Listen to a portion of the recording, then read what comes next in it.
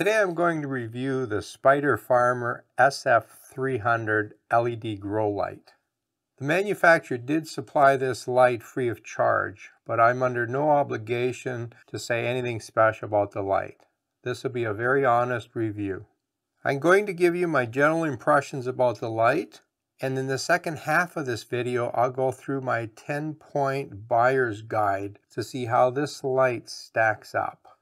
What's interesting about this light is the shape and design of it. If you've been looking around for LED grow lights, you'll notice that a lot of them are on a sort of square foot platform with lots of light.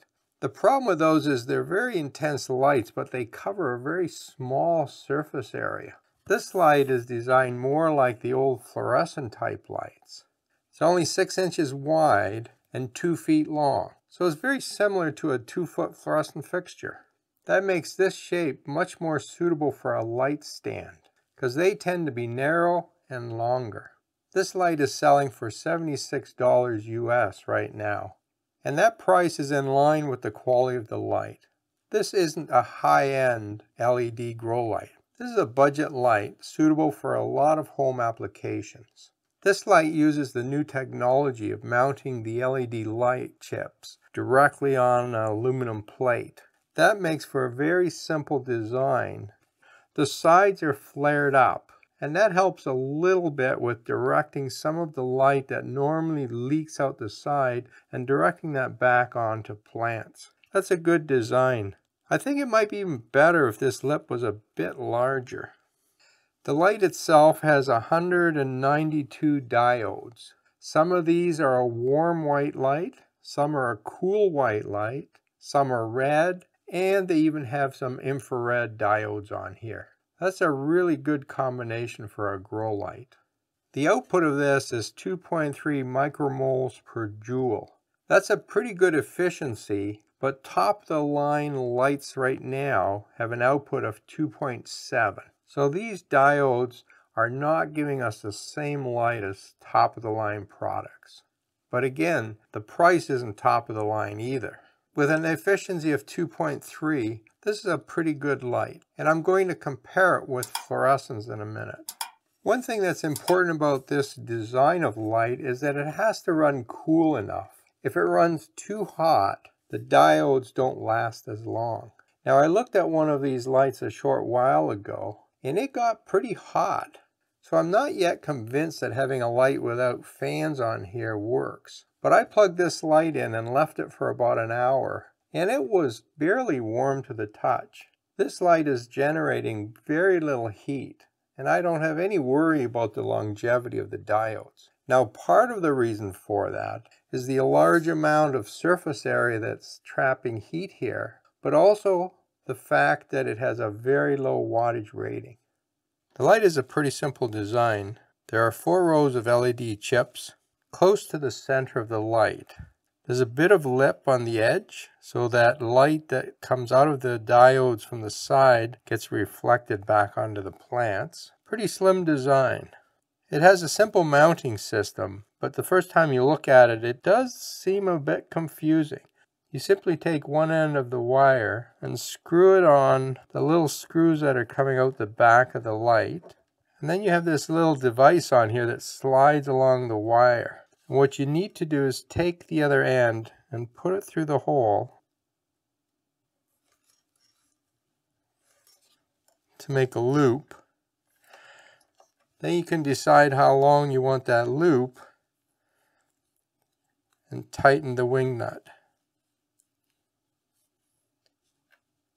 Once you do that, you've got a good strong holder. The lamp is pretty light. This is only a 2-pound light, and I think that probably includes the transformer, because the light itself weighs almost nothing. To raise and lower the light, you simply loosen this and change the size of the loop.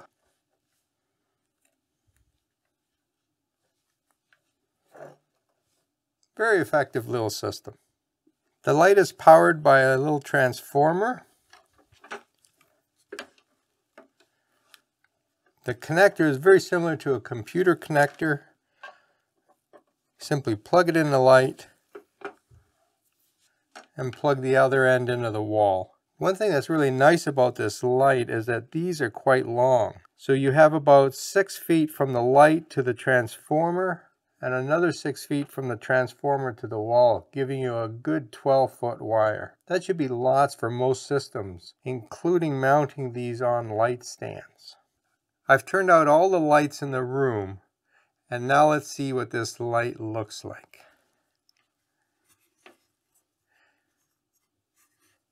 It's a pretty bright light. If you stare right at it, you're going to hurt your eyes. So be a little careful when you do this.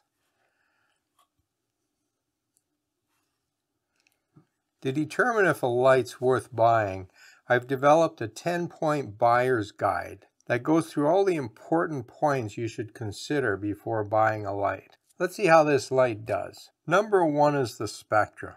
The manufacturer should display the spectra for the light. You want to see a good strong peak in the blue and red ranges, and you want to see some green. Believe it or not, plants do absorb green. Ideally, you also want to see a spike down in the 730 mark. That is the infrared range, and that can be important for flowering plants. Looking at this spectra, this is perfect for a grow light. So I'll give it a check mark for Spectra. Point number 2, the ppfd. This is a value that represents the light that plants can actually use. The center part of this light at 12 inches high produces a value of 210. That value is a bit low for LED grow lights. At that value, this light would be suitable for growing seedlings and low light houseplants.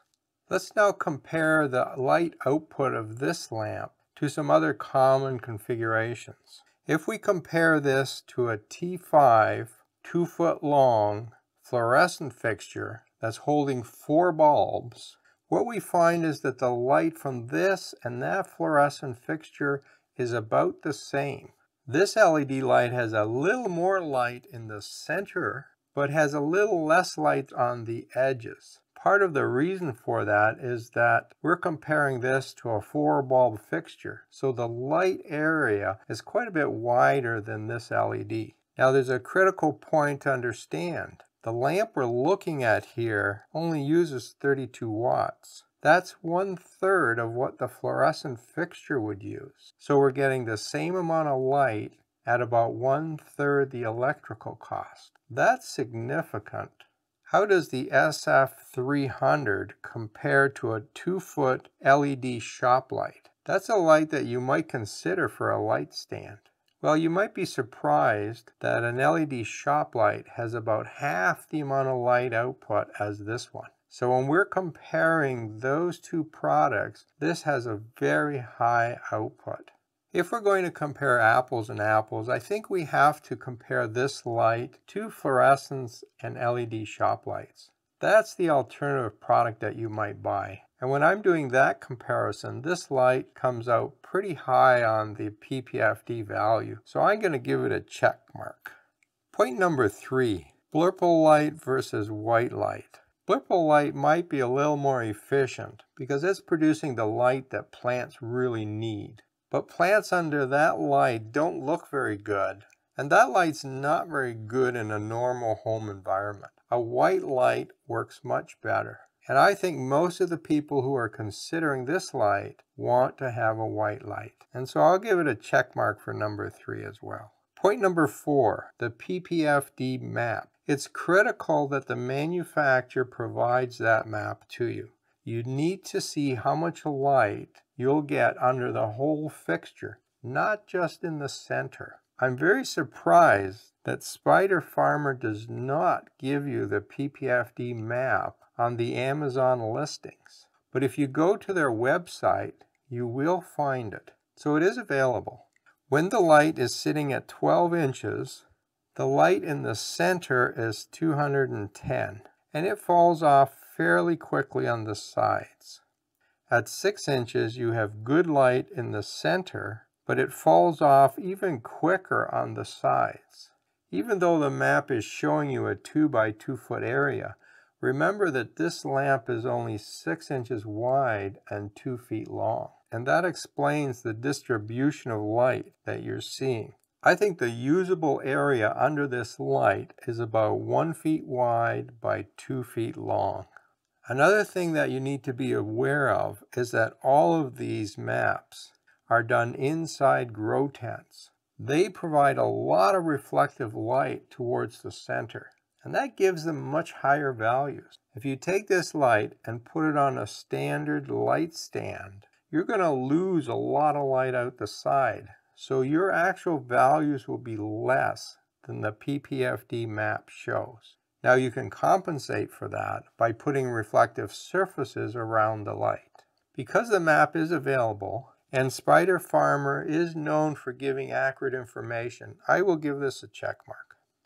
Number 5, the wattage. This is a 32 watt light. Think about that for a minute. The smaller old incandescent lights were 60 watts. So this is using the electricity of half of one of those lights. And I can tell you that a 60 watt incandescent light wouldn't grow anything. So this light does have a low wattage. That's one reason why it doesn't have a really high light output. But it's going to be very inexpensive to run this light. Point number 6, veg versus bloom. Higher end lights allow you to switch between a vegetative light and a bloom light, and they adjust the amount of blue and red light in those two settings. This light doesn't do that, and that's what I would expect. You only find this feature on very high-end lights, and to be honest with you, I don't think it's that important. When I grow things under lights, I generally turn them on and leave them alone, and I grow a mixture of vegetative and flowering plants, so I don't fiddle with the setting. Point number 7. Mimicking sunlight. Many of these lights make a big deal about the fact that their light is just like sunlight. In fact, the SF300 says right in its advertising that the light is sun-like. Well, so what? Plants don't need sunlight. Plants need good values in the blue and red range and a little bit of green. They don't need sunlight. Point number 8 is a dimmer switch. On lights that have a much higher light output, a dimmer switch is a very nice feature to have. That way you can turn down the light to low-level plants without moving the light up and down. This light does not have that feature. If you want to adjust the amount of light your plants get, you raise and lower the light. Now that's not a particular big deal, but I can't give it a check mark for this. It is nice to have a dimmer switch. Point number 9 is daisy chaining. If you think about a light stand, they generally have 2 or 3 tiers of plants. So it's quite possible that you will want 3 of these in your light stand. If you do that, it's really nice if one plugs into the other so that you only have one power cord going to your timer. This light does not have that feature. On a 3-tier light stand, you're going to have 3 power cords. You're going to have to use a power distribution bar and then plug that into your timer. Number 10 is the last one on the list, and that's a fan. The older LED lights all had fans because it was critical to keep the temperature low enough so that the diodes don't burn out. Now I've discussed the heat on this. It has very low heat coming off of it, in part because it's a low wattage lamp. So in this case, I don't think the fan's important at all. After an hour of running this light, it's still only warm to the touch, so we don't have to worry about a fan. But I still suggest that everybody have a fan in their light room. It's good for the plants, and I generally run it 24/7. Keeps down fungal diseases, makes the plants grow stronger. But since it doesn't have a fan, I won't give it a check mark for that either. Keep in mind that this light is only $75. And when you compare it to what's available on Amazon, it is at the lower end of the lights available. But for $75, you're getting quite a good light here. It has very low wattage, which makes it inexpensive to run. Another point that you should consider is the brand name. This light is made by Spider Farmer, and they've become known as a quality manufacturer of LED grow lights. Have a look on Amazon and look at the manufacturers that are making all of those lights. Most of those companies are not well known, and in fact, if you Google those company names, you won't even find them because they don't actually exist as a support company. They don't have offices in North America or Europe. They're essentially manufacturing companies that are selling through Amazon. In this case, you're getting a company that has offices in North America, and they provide really good support for their product. The one thing that makes this light unique is its shape. Now, there are one or two others available, but most of the lights available are square configurations, and they just don't work on light stands. Most light stands are shaped more like this light, narrow across here and longer across here. Would I buy a light like this? I think that depends a lot on my application. If my main interest is growing seedlings that are going to go outside for the summer, this light has plenty of power and it's inexpensive to run. I think it would be a good choice for that.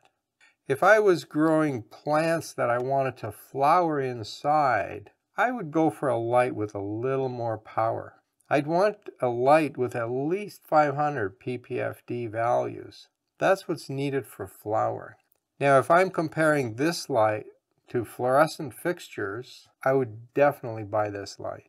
If I'm comparing this light to LED shop lights, I would also pick this light. With this light, you get a much better spectra, and the amount of light it's producing is higher. Your plants will grow better. If I'm looking for a replacement for old lights on a light stand, this would be an excellent choice. One last thing to mention is that if 2 feet isn't long enough, Spider Farmer has a light just like this that's 4 feet long, and that might fit your light stand better.